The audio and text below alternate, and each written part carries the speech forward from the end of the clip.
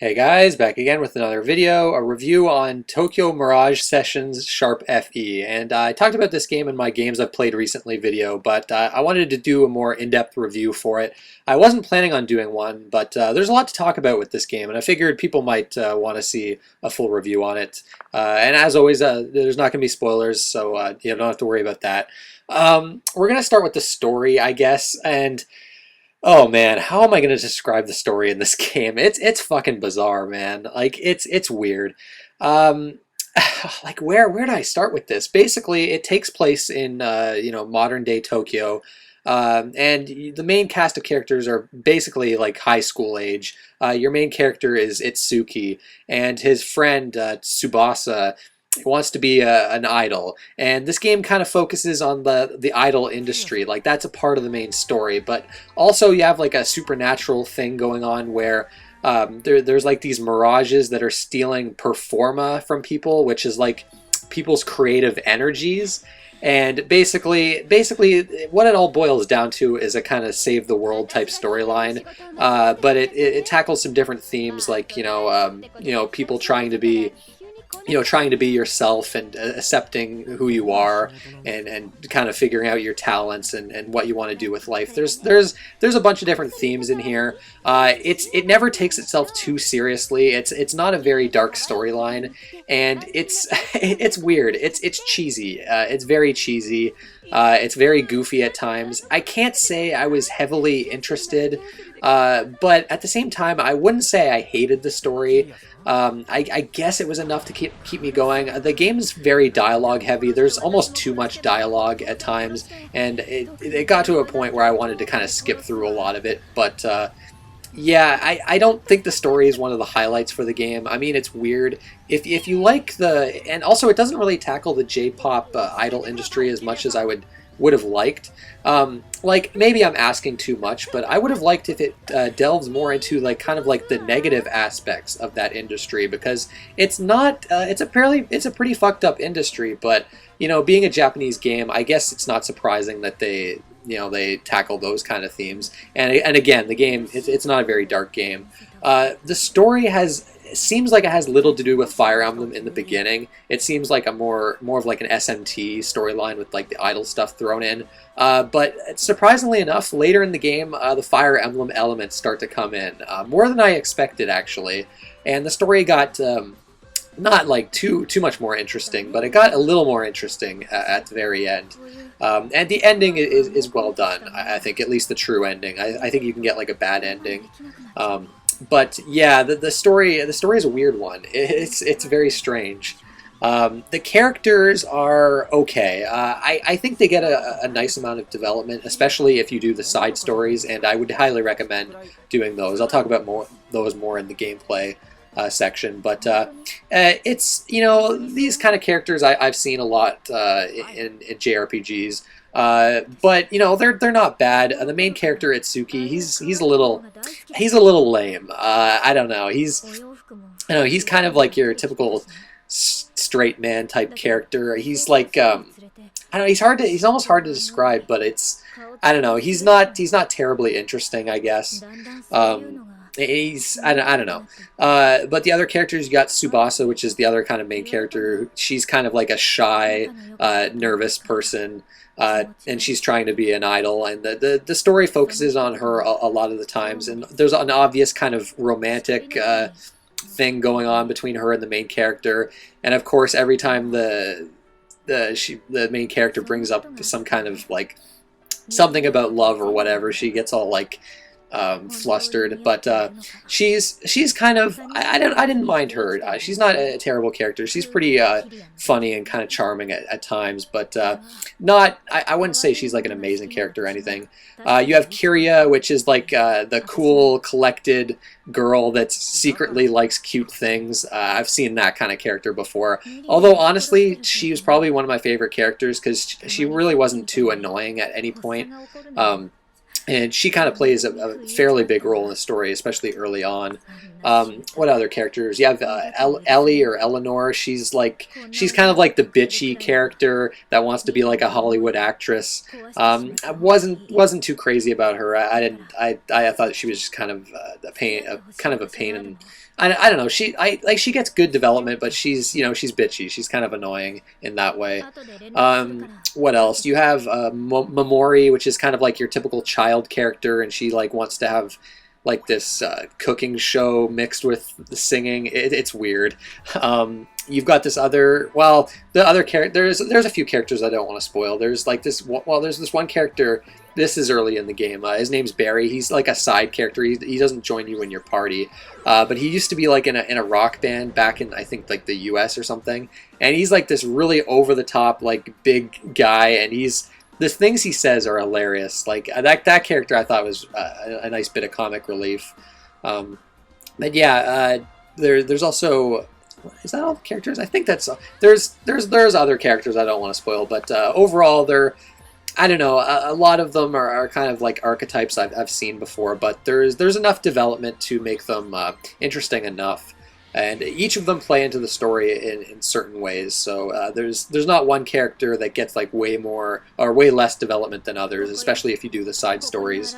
But yeah, story and characters overall, they're not the highlight for this game. I don't think they're particularly strong overall. I think the gameplay is why I actually think this game is a great game. And that's what kind of kept me going right up to the end. So let's talk about the gameplay. Well, yeah. We'll talk about the gameplay. Basically, the structure of the game, it takes place during 6 chapters, and you have got the real-world Tokyo to explore.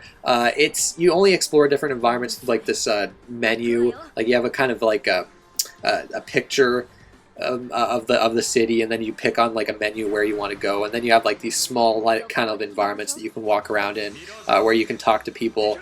The game's got this this colorful, like the game is very colorful, it's very stylish. I really like the presentation where you've got all like these silhouettes running around town. Obviously because it's on the Wii U, you can't, if they had actual characters, all like tons of characters all throughout the city, it would tank the frame rate. So they went with this stylistic choice of having like these silhouettes, which I think is pretty cool. But the structure of the game, basically, you can do a bunch of different side quests whenever you want, but you have intermissions between each chapter where you can basically do whatever you want. And then you'll be going into dungeons and kind of unlocking warp points throughout the dungeon, getting to a boss, defeating it, and then moving on to the next chapter. And the story kind of moves through like that. And it's the dungeons play a big role with the gameplay. You'll also be going back to like a home base called like it's the Fortuna Industry. I forget what the name of it, but it's like a idol agency that basically all your characters are with. And through there's like this place called the Bloom Palace, and this is where you can kind of get new weapons and upgrade your skills. It's where all like the character progression happens. And you're basically when you're in these dungeons, you're getting all like these performa from enemies, and you'll be able to get new skills with those. So you're constantly going back and forth between the dungeons and the Bloom Palace, and that can actually be kind of annoying. That's one of the things I didn't really like about the game. I was fine with that in the beginning. But I think what they should have done is given you some kind of reward, like 25% in, where you can just basically do all the stuff you could do at the Bloom Palace in the dungeons. I think that would cut down on a lot of like the wasted time going back and forth between environments, because there's a loading screen between each environment in this game, and the loading times are actually pretty long. And that's I think one of the big complaints I have with this game. But yeah, I guess we'll start with the battle system. In the dungeons, you've got some puzzles to solve, puzzles to solve, and then you have enemies roaming the map, and you can kind of attack them with your sword, and you can get like a first strike on them, and then you walk up to them, and then you get carried into the battle system. And it plays similarly to a Shin Megami Tensei game. It's turn-based. You got your turn order in the top, and you're basically using the abilities you would find in a Shin Megami Tensei game. Bufu for your ice attack, Zeo for your electric attack, and you're exploiting the weaknesses of enemies. You're figuring out what enemies have what weaknesses, and you'll do more damage based on that. And if you exploit an enemy's weakness, you'll get into what is called a session attack. And basically, so if you use an electric attack on an enemy that's weak to electric, you'll hit them for a bunch of damage. And then if one of your other characters has a passive session skill called electric axe or whatever, if the previous character used an axe or electric attack, that session attack will come in. And you don't use magic points, they call it EP in this game, to use that up. So it's like a follow-up attack that you can do, and you can kind of combo these session attacks together. And later in the game, you'll be doing like 6+ session attacks in a row, and that's your main way of doing a bunch of damage in one turn, basically. And then the fights go through rounds. And this session attack system, I think, is really fun. I think it's great. It really incentivizes you to really exploit those enemy weaknesses. And try not to waste too much EP. Now, the one problem I have with the session attacks is that they can take too long, especially towards the end of the game, and there's no way to actually fast forward through all of them. You have to sit and watch every single session attack. And if there's one enemy left in an encounter, and you're in the middle of a session attack, it will go through a bunch of sessions until the very last one, and then the enemy will die. Because the longer your session chain, the more items you'll get, and you want to get high chains to get the star item, the star prestige items, which get you a lot of your weapons and skills in the Bloom Palace. And so I would have really liked a way to fast forward through them. There's other things with the battle system. There's dual arts, which I think actually come a little too late in the game, but they're like these very powerful abilities that will pop up sometimes during the middle of session attacks, which can like heal your entire party, cause status effects on enemies, do a severe amount of damage on enemies. They're really flashy, they're well animated, they're really cool to watch in battle, and the battle system overall is very snappy, it's very fast. It's fun seeing all the characters interact with each other. All the different moves that your characters have are really fun to watch. It's a really great battle system. I really enjoyed it. But yeah, there are some things that kind of annoy me about it. You can fast forward through the dual attacks, but the sessions you can't. You can also have like these moves that cost SP. You have special points. I think it's special performance points. And if your characters increase in stage rank, which I actually don't know how that actually levels up, but your characters will level up normally after battle, and then they'll get their weapons leveled up, and then they'll get their stage rank leveled up. And the higher the stage ranks get up, you'll get more performa to get you more skills in battle. And the special performances can pop up sometimes when you're attacking and exploiting weaknesses, which are kind of like these super abilities that do a bunch of damage. There's a lot with this battle system. It's a pretty in-depth battle system. It requires a lot of strategy, and it's fun. Now, it did get a little old by the final dungeon. By the time I reached the final dungeon, around like 45 hours in, I was starting to get a little tired of it. As good as the battle system is, I don't know if it can really. It doesn't quite sustain a 50-hour game. I actually wouldn't have minded if the game was a little bit shorter. It did take me a little over 50 hours to clear, but yeah, the battle system overall is one of the best parts of the game. And the dungeons themselves, the puzzles, are actually pretty interesting. Each dungeon has its own different theme, depending on what direction the story is going in at that point. And overall, I actually enjoyed the puzzles. They're quite interesting. I don't really want to spoil them, but the only one I didn't like was the final dungeon. The final dungeon has like all like these like teleporting spots, and then these like cubes that take you from one area to another. And it's kind of maze-like, and it really annoyed me. And the final dungeon just went on for way too long. Didn't enjoy the final dungeon, but most of the dungeons I think are actually quite interesting. They're fun to explore. You can save whenever you want, which, oh man, I love that. If there were save points in this game, it would be pretty annoying. There's also savage enemy encounters you can run across, which are like tougher enemies.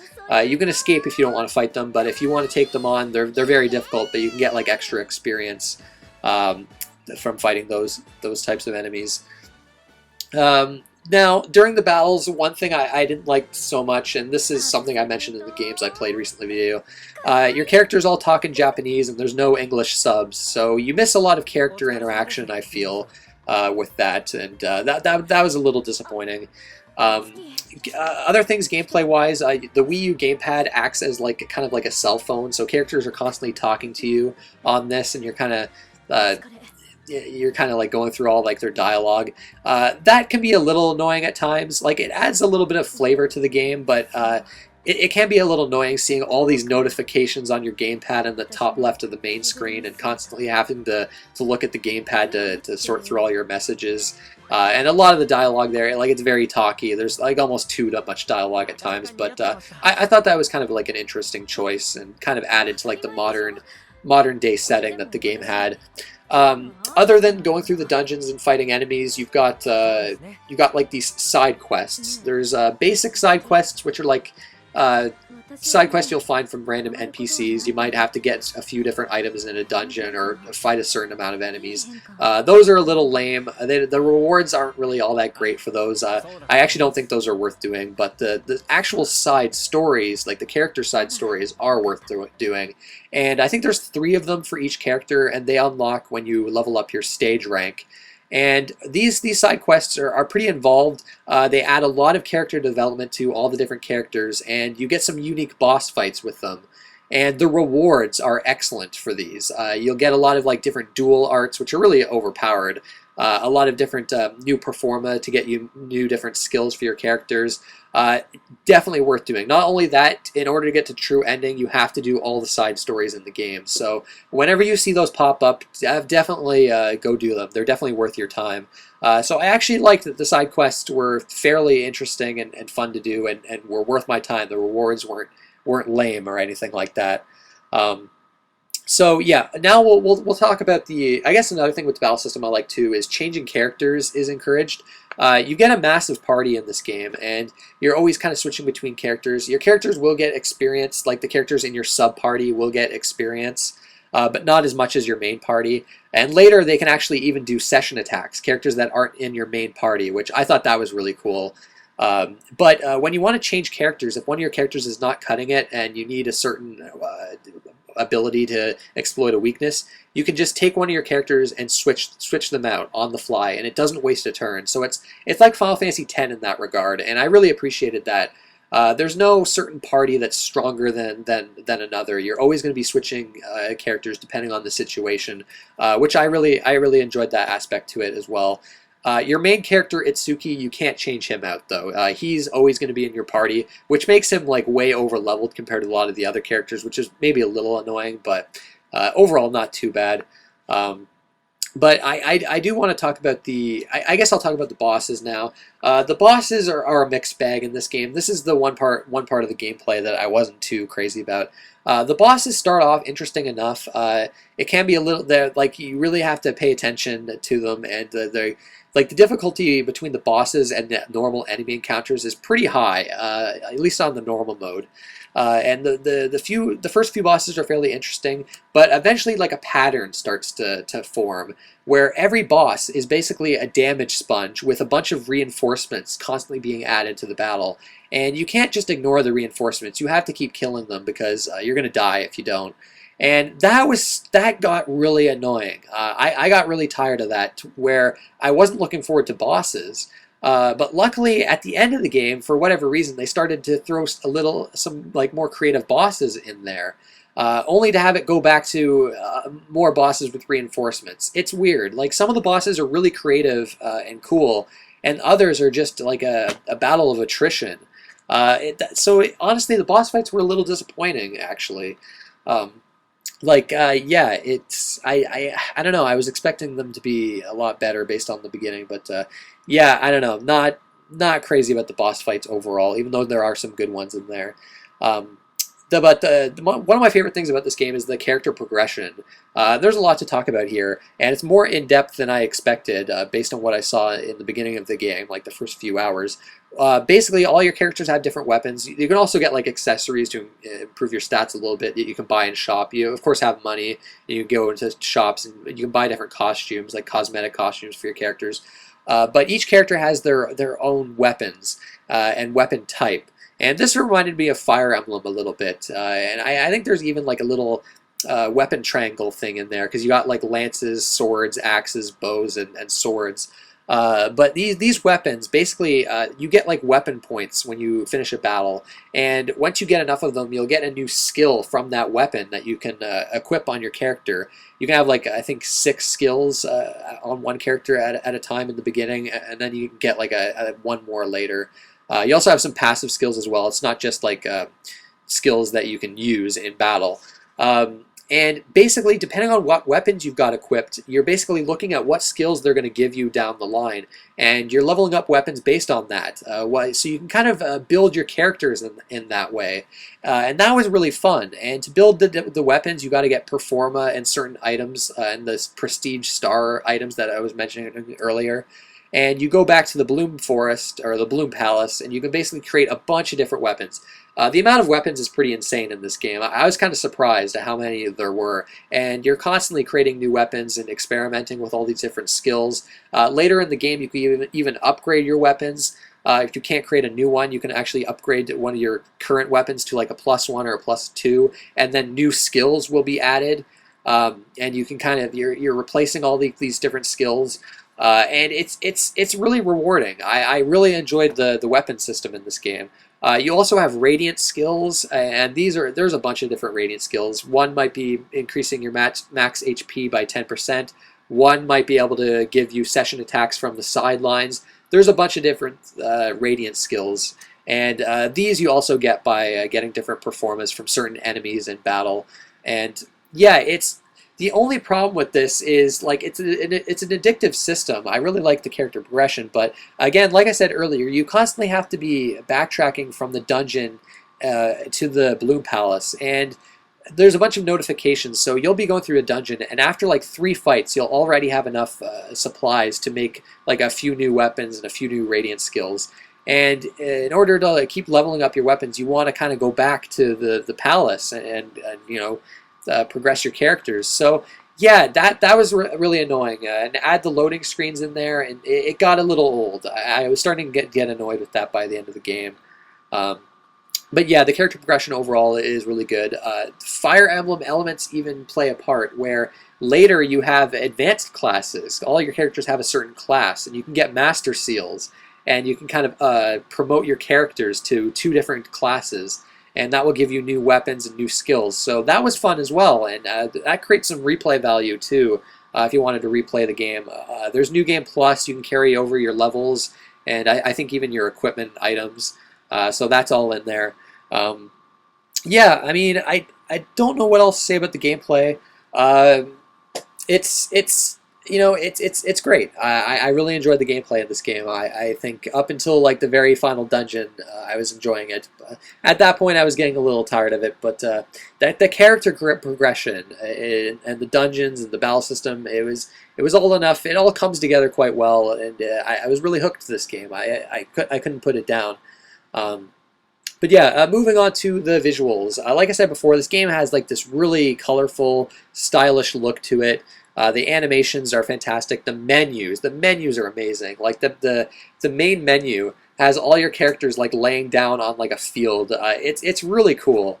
I really like the overall look that this game has. It's certainly over the top, but I think it really fits with what they were going for.